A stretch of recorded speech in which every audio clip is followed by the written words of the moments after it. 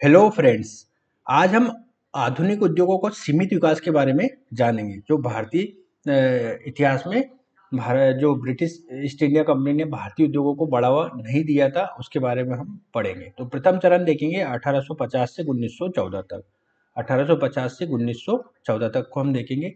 इसमें क्या हुआ था कि पहला जूट कारखाना है ना, जूट का जो कारखाना है वो 1885 में बंगाल में रिसड़ा में, है ना, बंगाल में रिसड़ा एक जगह है, वहां पे जॉर्ज ऑकलैंड के द्वारा स्थापित किया गया था, है ना, जॉर्ज ऑकलैंड के द्वारा स्थापित किया गया था।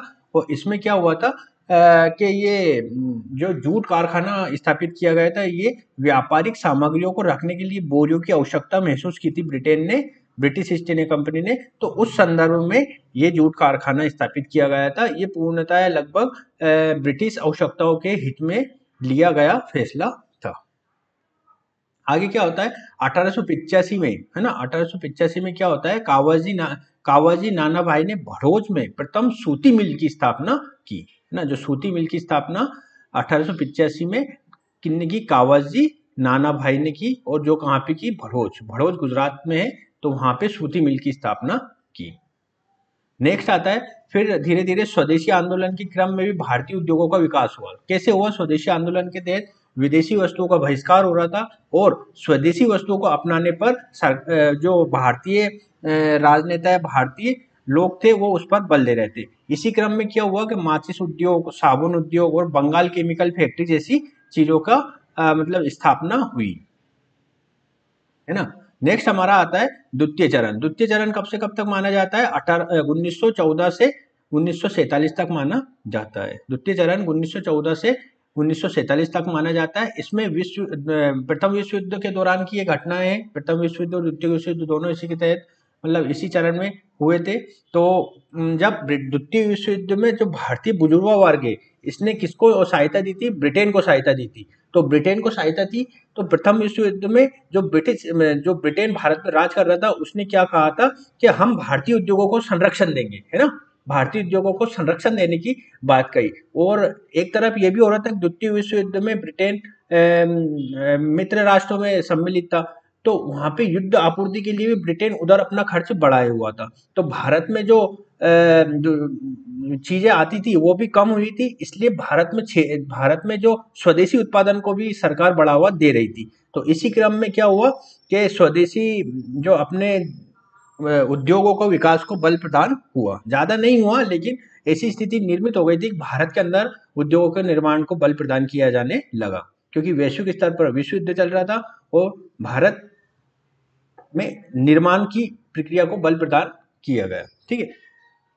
1916 में थॉमस हॉलैंड के नेतृत्व में प्रथम औद्योगिक आयोग की स्थापना हुई, है ना। प्रथम औद्योगिक आयोग की स्थापना हुई 1916 में हुई। किसने की? थॉमस हॉलैंड ने की। इसमें भारतीय उद्योगों के संरक्षण की बात कही गई। ठीक है।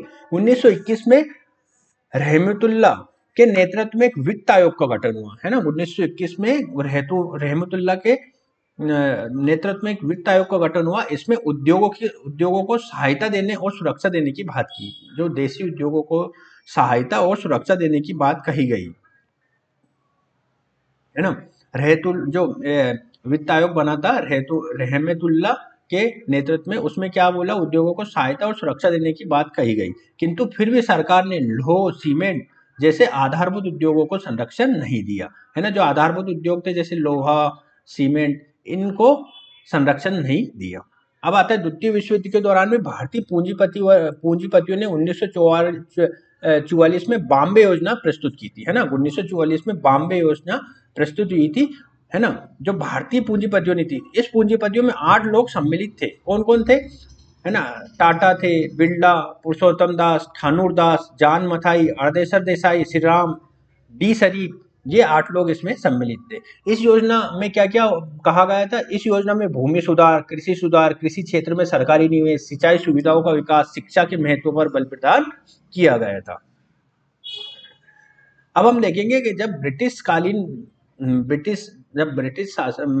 सत्ता का भारत पर औपनिवेशिक अधिकार था, तो वहां पे सीमित उद्योगों को विकास क्यों हुआ, है ना। सीमित उद्योगों के विकास के कारण क्या था? जो ब्रॉड स्तर पर या व्यापक स्तर पर औद्योगिक विकास क्यों नहीं हुआ? तो सबसे पहले तो पूंजी का अभाव था। भारतीय लोगों के पास पूंजी ज़्यादा मात्रा में नहीं होती थी, इसलिए उद्योगों को ज़्यादा विकास को बढ़ावा नहीं मिला। भारतीय उद्योगों को सरकारी संरक्षण नहीं मिला, ये भी एक तो महत्वपूर्ण विशेषता है, सरकारी संरक्षण नहीं मिला। जैसे अभी मैंने पहले बताया था कि सीमेंट उद्योग, कोयला उद्योग में सरकार ने ज़्यादा सहायता नहीं की। माल भाड़ा दरें भेदभावपूर्ण थी। रेलवे का जैसे जैसे विकास हुआ, उन्होंने क्या किया, ब्रिटेन सरकार ने भारतीय लोगों के लिए माल भाड़ा दरें अलग रखी, और जो ब्रिटिश पूंजीपति या ब्रिटिश लोगों के लिए माल भाड़ा दरें अलग रखी। एक उदाहरण मैं बताता हूँ, जैसे ब्रिटिश निर्मित वस्तु अगर भारत में आएंगी तो उसको जो परिवहन की लागत होगी वो भारतीय व्यक्ति द्वारा परिवहन किया जा रहा है माल के अपेक्षाकृत कम होगी। ये एक माल भाड़ा दर की भेदभावपूर्ण नीतियां उन्होंने लागू की थी। नेक्स्ट आता है हमारा, भारत में वैज्ञानिक तकनीकी शिक्षा का अभाव था।